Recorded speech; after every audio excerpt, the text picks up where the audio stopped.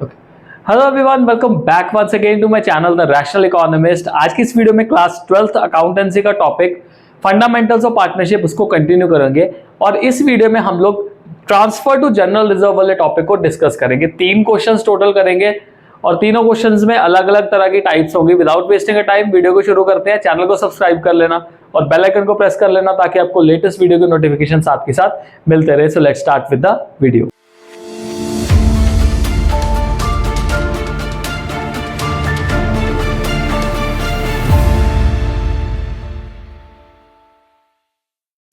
Transfer to general reserve question से समझते हैं किस तरह से नेट प्रॉफिट का कुछ हिस्सा हम जो जनरल रिजर्व में ट्रांसफर करते हैं वो किस किस तरह से करते हैं।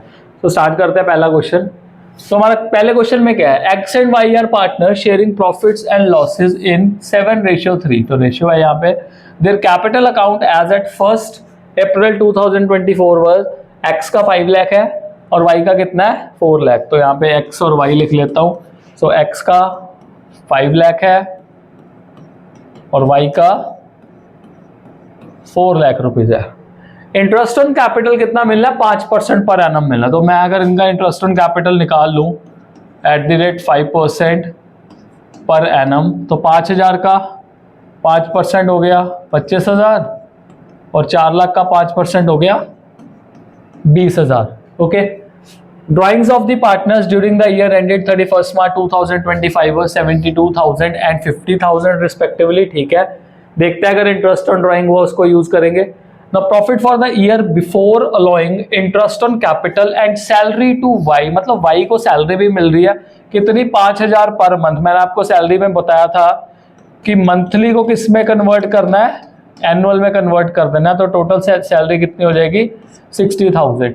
तो सैलरी और इंटरेस्ट ऑन कैपिटल देने से पहले जो प्रॉफिट है वो कितना है 8 लाख रुपए का है। And 10% of the net profit is to be set aside to general reserve. ये लाइन इंपॉर्टेंट है यहाँ पे कि जो 10% हमारा नेट प्रॉफिट का हिस्सा है वो जनरल रिजर्व में ट्रांसफर कर देना है।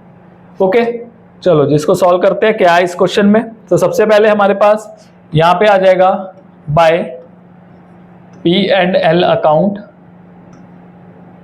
तो ये नेट प्रॉफिट आ गया, कितना अमाउंट है 8 लाख रुपए आ गया। उसके बाद to interest on capital X and Y. X का इंटरेस्ट ऑन कैपिटल है आपका आया 25,000 और वाई का आया है 20,000। टोटल इंटरेस्ट ऑन कैपिटल कितना आ गया 45,000। फिर उसके बाद y को सैलरी भी मिल रही है टू वाइज सैलरी, ये कितनी है 60,000 रुपीज है। और उसके बाद ये कहते हैं जनरल रिजर्व में ट्रांसफर करो। व्हाट दे आर सेइंग, ये कहते हैं 10% नेट प्रॉफिट को आप जनरल रिजर्व में कर दो, सीधा सीधे 10% कर दो। सो 10% ऑफ 8 लाख। तो ये कितना आ जाएगा यहाँ पे 80,000 रुपीज आ जाएगा, जो हमने कहाँ पे ट्रांसफर करना है जनरल रिजर्व में ट्रांसफर करना है। ये सबसे इजी वाला पार्ट था हमारा। उसके बाद जो बचा तो वो हमारा टू पार्टनर कैपिटल अकाउंट, जिसको हम कह देते हैं to profit transfer to partner के कैपिटल या करंट अकाउंट में। अगर फिक्स कैपिटल है फ्लक्चुएटिंग है, मैंने पहले बताया, मैं आपको बताऊंगा उसमें क्या क्या चीजें होती हैं क्योंकि वो सीरीज वाइज एक ही टॉपिक पूरा का पूरा डिटेल में कवर हो जाएगा। तो एक्स और वाई जो बचा कुचा अमाउंट है वो कौन सी रेशियो में 7:3 में हमने क्या कर देना है ट्रांसफर कर देना है। सो लेट्स सी हमारे पास अमाउंट कितना बच रहा है, इसको माइनस करके देखते हैं यहाँ पे। तो यहाँ पे हो गया टोटल हमारे पास, अगर मैं इसको काउंट करूं 1000 वाले को देखते हैं 40 एंड 60 1 लाख। 1 लाख को अगर यहां से माइनस करूं तो 7 लाख बच जाएगा। 7 लाख में से 80,000 माइनस करूं तो 6,20,000 और ये 6,15,000 बच गया यहाँ पे। अब 6,15,000 को किस रेशियो में डिस्ट्रीब्यूट करना है 7:3 में डिस्ट्रीब्यूट करना है। यहाँ पे सॉल्व कर रहा हूं तो 6,15,000 इंटू 7/10 एंड 6,15,000 इंटू 3/10। इसको सॉल्व करते हैं, क्या वैल्यू बन रही है, 0 से 0 कैंसिल, यहाँ पे 0 से 0 कैंसिल हो गया। Now 7 zeros are again 7 0, 7 5s are 35, यहाँ पे 3 कैरी है, 7 1s 7, 0 1 कैरी, 7 6 are 42. तो 4,30,500 रुपया, 4,30,500 रुपया। और इसका अमाउंट देखते हैं क्या बच रहा है हमारे पास। ये आ गया 0 0, 3 5s are 15, 1 3 1s are 3 4 and 3 6s are 18. So 1,84,500, 1,84,500 ये अमाउंट हमारा जो है वो वाई का बन रहा है। So this is what our first question is. Second one देखते हैं। सेकेंड वन भी सेम टू सेम है, बस इसमें क्या चेंजेस किए हैं वो ध्यान से देख लेना। सारा क्वेश्चन सेम है, सारी कहानी सेम है, बट इसमें एक चीज क्या दी, their fixed capital account at the end of 1 April, मतलब fixed capital as at 1 April 2024 stood at 5 lakh and 4 lakh. अब इसमें क्या चेंजेस आएंगे इसमें समझते हैं। जब भी फिक्स कैपिटल आए तो आपकी जो ट्रांजैक्शन होनी है, प्रॉफिट ट्रांसफर होना है, वो कैपिटल अकाउंट में नहीं होता, वो करंट अकाउंट में ट्रांसफर होता है। So partners are allowed interest on capital at 5%, वो भी सेम चीज कही हुई है। ड्राइंग्स जो दी हुई है वो 72,000 और 50,000, इंटरेस्ट के बारे में कुछ नहीं कहा। वाई को सैलरी मिल रही है 5,000 की, पर यहाँ पे क्या कह दिया, 10% of the divisible profit is to be set aside to general reserve. पहले वाले में क्या था, 10% ऑफ नेट प्रॉफिट, सीधा सीधा जो नेट प्रॉफिट था उसका, पर यहां पे क्या आ गया, यहां पे कहते हैं 10% डिविजिबल प्रॉफिट का सेट असाइड करना है। अब ये डिविजिबल प्रॉफिट क्या भला है, इसको देखते हैं। पहले तो वही सारी कहानी लिख लेते हैं यहाँ पे। By profit and loss account कितना अमाउंट आया, 8 लाख रुपया। उसके बाद to interest on capital X and Y, X का कितना बन रहा था 25,000, वाई का 20,000, टोटल इंटरेस्ट ऑन कैपिटल कितना बन गया 45,000। उसके बाद वाई को सैलरी मिल रही थी, तो वाई सैलरी वो कितनी थी 60,000 रुपीज़ की सैलरी थी। और उसके बाद जनरल रिजर्व में ट्रांसफर होना था। अब जनरल रिजर्व में कितना अमाउंट, वो कहते हैं डिविजिबल प्रॉफिट का 10%। डिविजिबल प्रॉफिट वो प्रॉफिट होता है जो प्रॉफिट में से सारे खर्चे अप्रोप्रिएट करने के बाद, मतलब देने के बाद, उसके बाद बचे। मतलब आपने क्या करना है, इस 8 लाख में से आपने माइनस करना है 45,000 एंड देन 60,000, ये दोनों चीजें माइनस करनी है। मतलब 8 लाख में से अगर देखा जाए तो आपका टोटल कितना अमाउंट माइनस हो जाएगा, ये आपका हो जाएगा 1,05,000 रुपये माइनस हो जाएगा।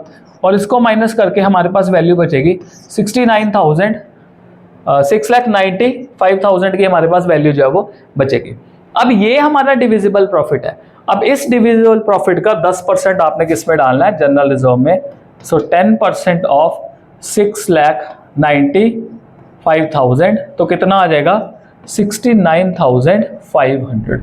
दोनों में क्या फर्क आया, पहले में सीधा ही नेट प्रॉफिट का 10% कर दिया, पर अब इसमें जो डिविजिबल प्रॉफिट है उसका 10% किया। तो वो डिविजिबल प्रॉफिट का 10% करने के बाद 69,500 रुपीज जो हमारे पास वैल्यू आया। बाद में अब जो बच रहा है टू पार्टनर्स कैपिटल अकाउंट, नहीं यहाँ पे कैपिटल नहीं आएगा, अब यहाँ पे क्या आएगा, करंट अकाउंट आएगा।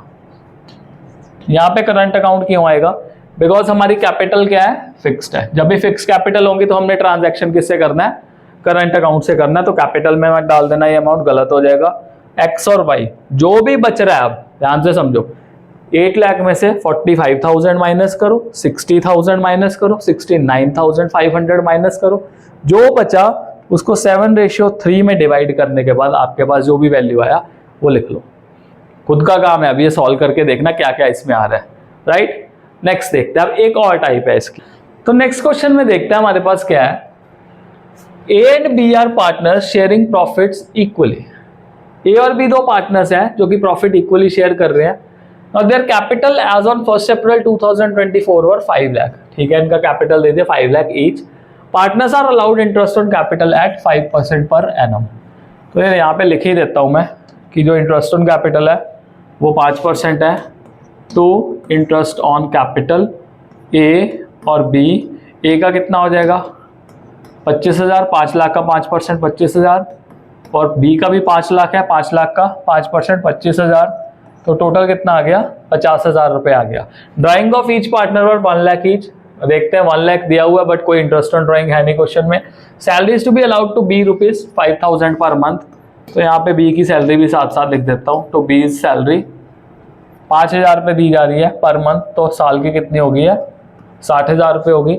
Net profit for the year ended 31 March 2025 was 880। So bye profit and loss account 8,80,000 आ गया। 10% ऑफ नेट डिविजिबल प्रॉफिट, ये पॉइंट देखो क्या है, 10% किसका? नेट डिविजिबल प्रॉफिट का। पैसा जो है वो कहां पे रखना है? जनरल रिजर्व में रखना है। पिछले क्वेश्चन और इस क्वेश्चन में देखो फर्क। पिछले क्वेश्चन में 10% ऑफ द डिविजिबल प्रॉफिट, मतलब जो डिवाइड होने वाला प्रॉफिट था, जैसे कि मान लो यहाँ पे 6,95,000 आया था जो पार्टनर्स के बीच में डिवाइड हो रहा था, इसका 10% करना था। और इससे पिछले क्वेश्चन में 10% ऑफ द नेट प्रॉफिट, सीधे नेट प्रॉफिट का। तो क्या डिफरेंस आ गया? इसमें डिविजिबल पर इसमें क्या है? Net divisible profit. तो ये तीसरा केस था हमारे पास। अब देखते हैं हमने क्या करना है। तो सबसे पहले ये दो आइटम्स थी तो लिख ली हमने। तो 8,80,000 में से अब ये मेरे को माइनस करना है। तो what I will be getting, जो मेरे को जनरल रिजर्व में ट्रांसफर करना है टू जनरल रिजर्व, तो 8,80,000 में से मेरे को 50,000 और ये 60,000 माइनस करना है। सो 8,80,000 यहाँ पे माइनस किया, मेरे पास 1,10,000, तो यहाँ पे क्या बचा? 7,70,000 रुपीज़ मेरे पास जो है वो बच गया। अब 7,70,000 का 10% ये पे नेट डिविजिबल है, ये ध्यान रखना।